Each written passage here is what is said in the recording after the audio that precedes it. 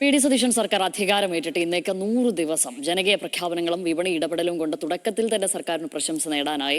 അതേസമയം PM ശ്രീ പദ്ധതിയിലെ നിലപാട് മാറ്റവും ദുരന്ത പ്രതിരോധത്തിലെ പാളിച്ചകളും സതീശൻ സർക്കാരിന് മങ്ങലേൽപ്പിക്കുകയും ചെയ്തു.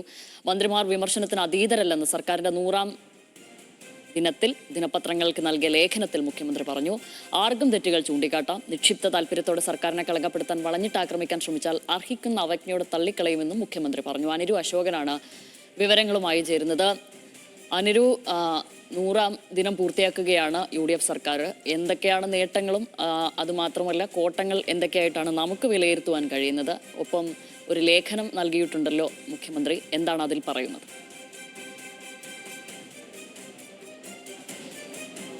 ശ്യാമിലി, മെയ് 4-ന് UDF പോലും പ്രതീക്ഷിക്കാത്ത തരത്തിലാണ് കേരള ജനത UDF സർക്കാരിനെ അധികാരത്തിലെത്തിയത്. 102 സീറ്റുകളാണ്. അതിൽ നമുക്കറിയാം, അന്ന് പ്രതിപക്ഷ നേതാവായിരുന്ന വി.ഡി. സതീശൻ മാത്രമാണ് 100+ എന്ന് പറഞ്ഞത്. പക്ഷേ മറ്റൊരു ഘടകകക്ഷി നേതാക്കളോ അല്ലെങ്കിൽ കോൺഗ്രസിനുള്ളിലെ നേതാക്കൾ ആരോ ഇത്രയും ഒരു വലിയ വിജയം പ്രതീക്ഷിച്ചില്ല. അതിനുള്ള തോൽവിയുടെ കാരണങ്ങൾ പലതരത്തിൽ ചർച്ച ചെയ്തതാണ്. പക്ഷേ ഈ 100 ദിവസമാകുമ്പോൾ സർക്കാർ ജനങ്ങളുടെ പ്രതീക്ഷയ്ക്കൊത്ത് ഉയർന്നോ എന്നുള്ള കാര്യം നമുക്ക് വിലയിരുത്തേണ്ടതാണ്. ഒരു സർക്കാരിനെ സംബന്ധിച്ച് 100 ദിനം പ്രവർത്തനങ്ങളെ സംബന്ധിച്ച് ഒരിക്കലും ഒരു വലിയ കാലയളവല്ല. അതേസമയം സർക്കാരിൻ്റെ നിലപാടുകളും നയപരമായ ആശയപരമായിട്ടുള്ള കാര്യങ്ങളുമൊക്കെ നമുക്ക് വിലയിരുത്തിപ്പെട്ട് പോകേണ്ട കാര്യങ്ങളാണ്. ഇതിൽ പ്രധാനമായിട്ടും സർക്കാർ മുന്നോട്ട് വെച്ച തെരഞ്ഞെടുപ്പ് വാഗ്ദാനമായ പ്രിയദർശിനിയിലെ സ്ത്രീകൾക്കുള്ള യാത്രാ സൗജന്യം വലിയ ഒരു കയ്യടി നേടിയ പദ്ധതി തന്നെയായിരുന്നു. അത് ഓർഡിനറി സർവീസുകളിലാണെങ്കിലും സ്ത്രീകളടക്കമുള്ള ഒരു വലിയ ജനത അതിനെ സ്വീകരിക്കുകയും ചെയ്തിട്ടുണ്ട്. മറ്റൊന്ന്, വയോജനങ്ങൾക്ക് വേണ്ടിയിട്ടുള്ള ഒരു വകുപ്പ് രൂപീകരിക്കുമെന്നുള്ള പ്രഖ്യാപനവും നടപ്പിലാക്കിയിട്ടുണ്ട്.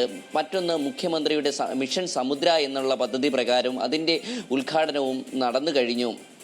അതോടൊപ്പം തന്നെ UDF സർക്കാരിനൊപ്പം നിന്ന ആശാപ്രവർത്തകർക്ക് ഈ സർക്കാർ അധികാരത്തിലെത്തിയപ്പോൾ തന്നെ ഓണറേറിയം വർദ്ധിച്ചു. കഴിഞ്ഞ ദിവസങ്ങളിലടക്കം ചരിത്രത്തിലാദ്യമായി ആശാപ്രവർത്തകർക്ക് ഓഗസ്റ്റ് മാസത്തെ, അതായത് ഈ മാസം പൂർത്തിയാകുന്നതിന് മുമ്പേ ഓണറേറിയവും അനുവദിച്ചു എന്നുള്ളൊരു വലിയ വാർത്ത ആ വിഭാഗം ജനങ്ങളിലേക്കും വലിയ ആശ്വാസം പകരുന്നതാണ്. സർക്കാർ അധികാരത്തിലേറി 3 മാസം ആവുമ്പോൾ തന്നെ ഓണമെത്തുന്നു. വിപണിയിൽ വിലക്കയറ്റം രൂക്ഷമാണ്. അപ്പോഴും സപ്ലൈകോ വഴി 13 സബ്സിഡി സാധനങ്ങൾ പൂർണ്ണമായും എത്തിച്ചുകൊണ്ട് വിപണി വിലയെ ഒരു പരിധിവരെ പിടിച്ചു നിർത്താൻ സർക്കാരായി.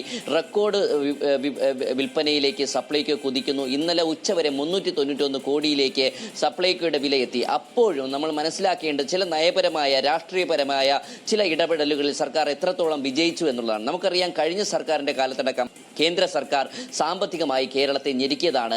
എന്നാൽ ഈ UDF സർക്കാരിൻ്റെ ആദ്യ നയപ്രഖ്യാപനത്തിൽ പോലും ഒരു വരി കേന്ദ്ര സർക്കാരിനെ വിമർശിച്ചില്ല എന്നുള്ളത് പ്രതിപക്ഷമടക്കം ചൂണ്ടിക്കാണിച്ചതാണ്.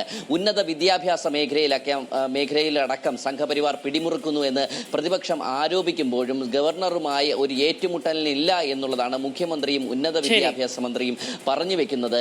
അതോടൊപ്പം തന്നെ പാർട്ടിയിലെ ചില തർക്കങ്ങളും സർക്കാരിനെ പ്രതിസന്ധിയിലാക്കുന്നുണ്ട്. അപ്പോൾ ഇതിനെയൊക്കെ അതിജീവിച്ച് ഈ പറയുന്ന വിവാദങ്ങളും അതുപോലെ തന്നെ വികസന നേട്ടങ്ങളും എണ്ണിപ്പറഞ്ഞുകൊണ്ട് ആണ് ഈ സർക്കാർ മുന്നോട്ട് പോയിട്ടുള്ളത്. ദിവസത്തിൽ വിവരങ്ങൾ നൽകിയത്.